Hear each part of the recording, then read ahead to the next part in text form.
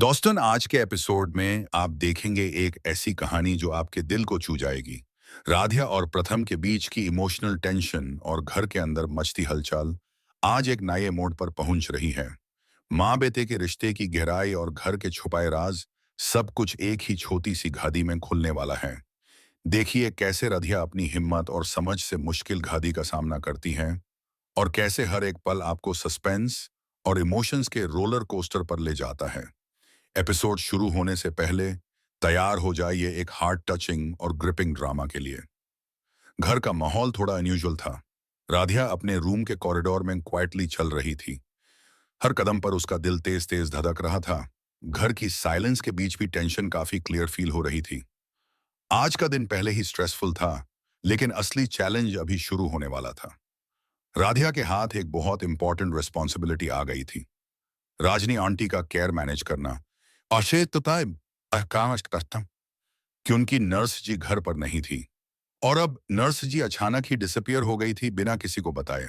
राधिया ने छोटा सा वेसल उठाया और सोचा, हमने ना यह पानी लेकर आया है और अब इसको प्रॉपरली खत्म करना होगा। ये सिंपल काम अब एक मिशन लग रहा था। हर चीज केयरफुली करनी थी, वरना दादी का गुस्सा अनअवॉइडेबल था। अगर दादी को पता चल गया कि कुछ गलत हो गया तो माफी मुश्किल ही नहीं इम्पॉसिबल हो जाएगी। टाइम काफी फास्ट गुजार रहा था। 6 बजे पीएम हो चुके थे और नर्स का कोई ट्रेस नहीं मिला। राधिया ने सोचा, उनका सारा सामान यहीं रखा है तो फिर वो कहाँ गई। उसकी आंखें इधर उधर जा रही थी, जैसे नर्स कभी भी कर्टन के पीछे से निकल आएगी। ये अनसर्टेनिटी उसको काफी टेंस से कर रही थी। राधिया ने डिसाइड किया कि प्रथम सर को बता देगी। वो उनके ऑफिस के पास गई। प्रथम सर, नर्स जी अभी अभी तक नहीं आई हैं, उसने बोला थोड़ी वरी के साथ। प्रथम सर काफी कंपोज्ड है, उन्होंने बेरली अपना सर उठाया। वो काम में इतने बिजी हैं, कहीं हमसे नाराज ना हो जाएं, उन्होंने क्वाइटली बोला। राधिया को पता था कि अब एक्शन लेना जरूरी है। राजनी आंटी की केयर और सेफ्टी अब उसके हाथ में थी। अगर कुछ भी गलत हुआ तो रिजल्ट डिजास्ट्रस हो सकता था। लेकिन फिर भी निहारिका, वो ऐसे कैसे बिना बताए चली गई। राधिया सोच रही थी। नर्स पहले प्रोफेशनल थी और अब ये अनएक्सपेक्टेड डिसअपीयरेंस सबको शॉक दे रही थी। राधिया ने थोड़ा पॉज लिया और पॉसिबिलिटीज सोचनी शुरू की। क्या नर्स के साथ कोई इमरजेंसी आ गई? क्या उसका कोई पर्सनल काम है? लेकिन अब माँ का ख्याल कौन रखेगा? राधिया ने अपने आप से पूछा और डिटर्मिनेशन के साथ डिसाइड किया कि वो सिचुएशन हैंडल करेगी। घर का एटमॉस्फेयर थोड़ा हैवी हो रहा था, जैसे नाइट के शैडोज और साइलेंस ने टेंशन और बढ़ा दिया हो। हर क्रीक ऑफ फ्लोरबोर्ड और फ्लटर ऑफ कर्टन उसके लिए अलार्म बेल जैसे लग रहा था। राधिया केयरफुली हर कॉर्नर चेक कर रही थी। आयाम और सुहाना रहती थी, ताकि किसी भी चीज की गलती ना हो। वो सोच रही थी, अगर मैं अब एक्ट करूं जब सब लोग सो रहे हैं तो शायद मैं ये काम बिना दिक्कत के कंप्लीट कर पाऊंगी।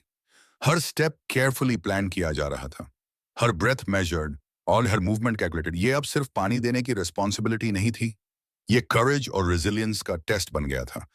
वेसल का वेट उसके हाथ में और ज्यादा लग रहा था, जैसे इसमें सिर्फ पानी नहीं, उसके डिसीजंस, एंग्जाइटी और घर के एक्सपेक्टेशंस भी पैक्ड हो। उसका माइंड कंटिन्यूअसली सिनेरियोज रन कर रहा था। क्या इंजेक्शंस टाइम पे मिलेंगे? क्या आंटी कंफर्टेबल हैं? क्या कुछ मिस हो गया तो कैसे हैंडल करेंगे? नाइट गहरा रही थी और घर में सब लोग अपने रूम्स में सो रहे थे। राधिया ने डिसाइड किया कि ये परफेक्ट टाइम में है तो एक्ट शैडो का यूज करते हुए केयरफुल स्टेप्स के साथ वो अपनी रिस्पॉन्सिबिलिटी मैनेज करेगी। ये नाइट उसके लिए एक ट्रायल था, एक ट्रायल ऑफ करेज, पेशेंस और रिस्पॉन्सिबिलिटी। एक सडन साउंड ने उसको फ्रीज कर दिया। ये कौन सी आवाज थी? राधिया ने धीरे से पूछा। हर डिसीजन अब क्रूशल था, हर एक्शन का कॉन्सिक्वेंस लार्ज। ये नाइट टेस्टिंग ग्राउंड बन गई थी। हर शैडो, हर साउंड, ये बाद साउंड, हर हार्ट बीट राधिया को याद दिलाता था कि ये सिर्फ एक सिंपल टास्क नहीं, ये घर और राजनी आंटी के सेफ्टी का मैटर है।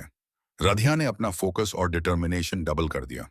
हर मूव केयरफुली, हर स्टेप कॉशियसली और हर थॉटफुली अलर्ट।